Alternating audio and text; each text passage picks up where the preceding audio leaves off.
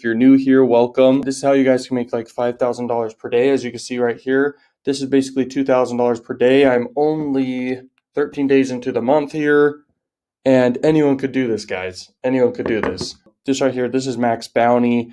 This is $3,000 to $4,000 per day. So basically I'm around, just with these two income streams, that's $5,000 per day. And that's insane, you know? I don't know what to do with it. Okay, I have plans, but mostly all my money goes to savings, okay, that I make. And then all you've got to do, okay, is just start running traffic every day. That's all you got to focus on, guys. You just got to run traffic, run traffic, run traffic.